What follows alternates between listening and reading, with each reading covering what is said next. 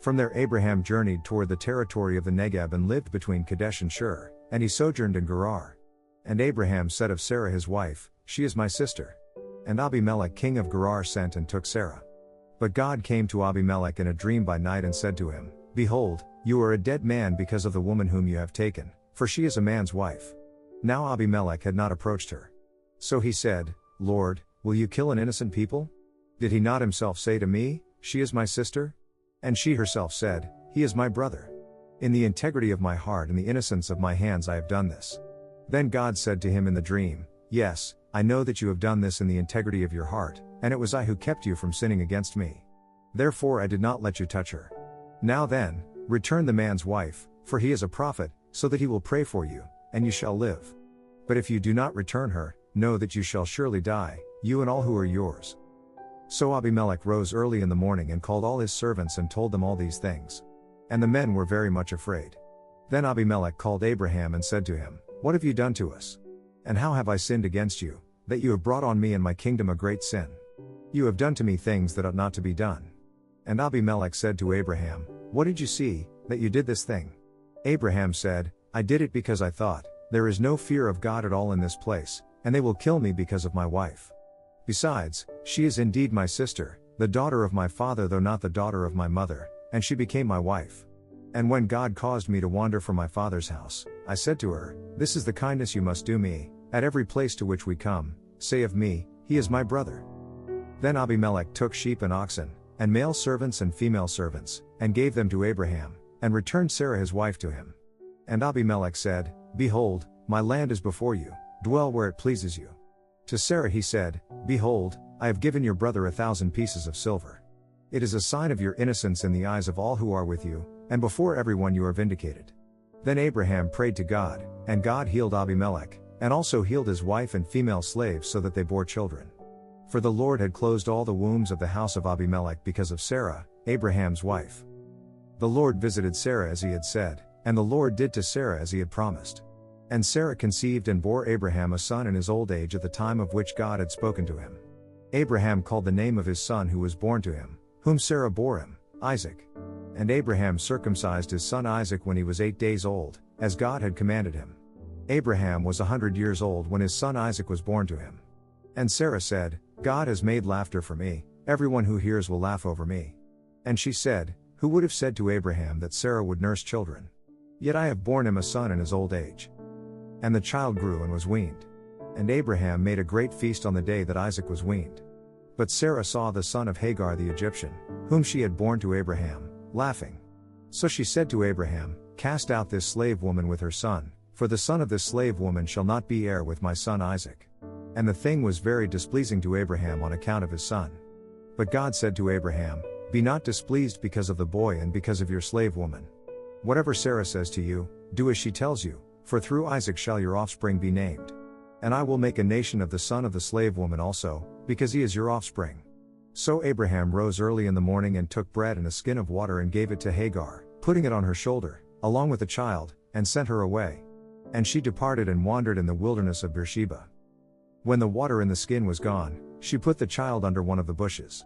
Then she went and sat down opposite him a good way off, about the distance of a bowshot, for she said, "Let me not look on the death of the child." And as she sat opposite him, she lifted up her voice and wept. And God heard the voice of the boy, and the angel of God called to Hagar from heaven and said to her, "What troubles you, Hagar? Fear not, for God has heard the voice of the boy where he is. Up. Lift up the boy, and hold him fast with your hand, for I will make him into a great nation." Then God opened her eyes, and she saw a well of water. And she went and filled the skin with water and gave the boy a drink. And God was with the boy, and he grew up. He lived in the wilderness and became an expert with the bow. He lived in the wilderness of Paran, and his mother took a wife for him from the land of Egypt. At that time Abimelech and Phicol the commander of his army said to Abraham, "God is with you in all that you do. Now therefore swear to me here by God that you will not deal falsely with me or with my descendants or with my posterity, but as I have dealt kindly with you, so you will deal with me and with the land where you have sojourned." And Abraham said, "I will swear." When Abraham reproved Abimelech about a well of water that Abimelech's servants had seized, Abimelech said, "I do not know who has done this thing, you did not tell me, and I have not heard of it until today." So Abraham took sheep and oxen and gave them to Abimelech, And the two men made a covenant. Abraham set 7 ewe lambs of the flock apart. And Abimelech said to Abraham, "What is the meaning of these 7 ewe lambs that you have set apart?" He said, "These 7 ewe lambs you will take from my hand, that this may be a witness for me that I dug this well." Therefore that place was called Beersheba, because there both of them swore an oath. So they made a covenant at Beersheba. Then Abimelech and Phicol the commander of his army rose up and returned to the land of the Philistines. Abraham planted a tamarisk tree in Beersheba and called thereon the name of the Lord, the everlasting God. And Abraham sojourned many days in the land of the Philistines. After these things God tested Abraham and said to him, "Abraham." And he said, "Here I am." He said, "Take your son, your only son Isaac, whom you love, and go to the land of Moriah, and offer him there as a burnt offering on one of the mountains of which I shall tell you." So Abraham rose early in the morning, saddled his donkey, and took 2 of his young men with him, and his son Isaac. And he cut the wood for the burnt offering and arose and went to the place of which God had told him. On the 3rd day Abraham lifted up his eyes and saw the place from afar. Then Abraham said to his young men, "Stay here with the donkey, I and the boy will go over there and worship and come again to you." And Abraham took the wood of the burnt offering and laid it on Isaac his son. And he took in his hand the fire and the knife.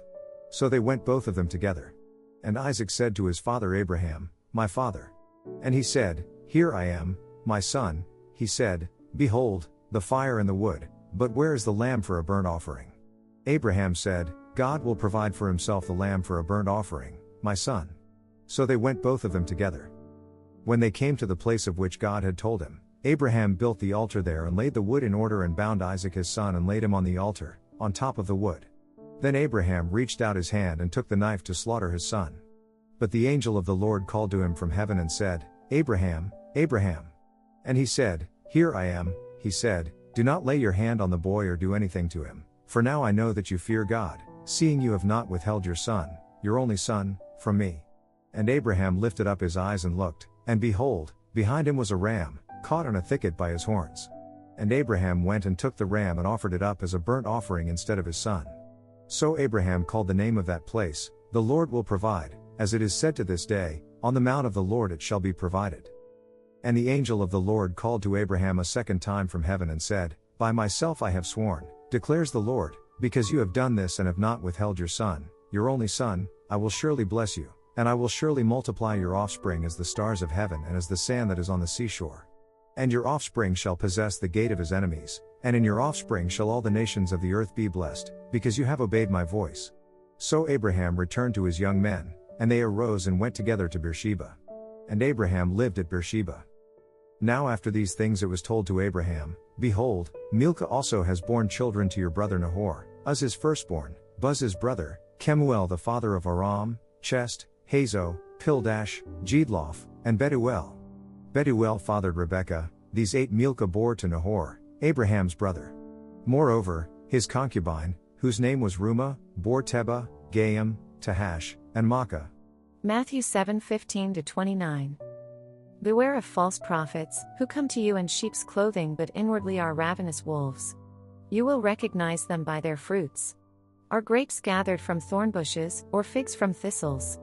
So, every healthy tree bears good fruit, but the diseased tree bears bad fruit.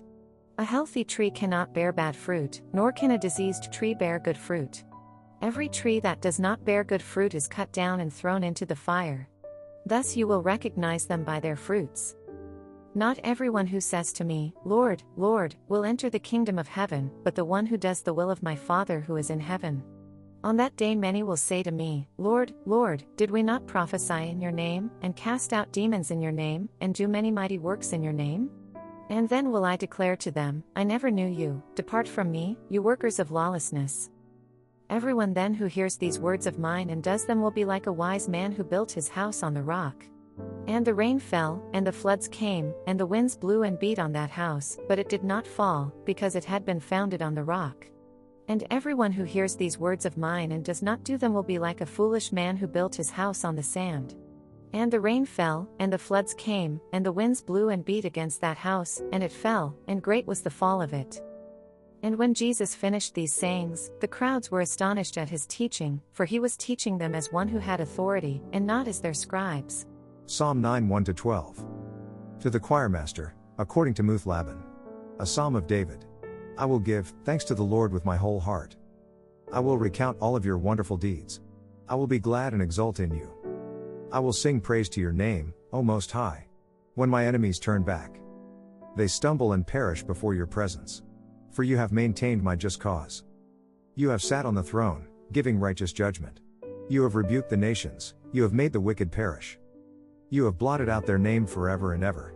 The enemy came to an end in everlasting ruins. Their cities you rooted out. The very memory of them has perished. But the Lord sits enthroned forever. He has established his throne for justice. And he judges the world with righteousness. He judges the peoples with uprightness. The Lord is a stronghold for the oppressed, a stronghold in times of trouble. And those who know your name put their trust in you. For you, O Lord, have not forsaken those who seek you. Sing praises to the Lord, who sits enthroned in Zion. Tell among the peoples his deeds. For he who avenges blood is mindful of them. He does not forget the cry of the afflicted. Proverbs 2:16-22. So you will be delivered from the forbidden woman, from the adulteress with her smooth words, who forsakes the companion of her youth, and forgets the covenant of her God. For her house sinks down to death, and her paths to the departed. None who go to her come back, nor do they regain the paths of life. So you will walk in the way of the good, and keep to the paths of the righteous.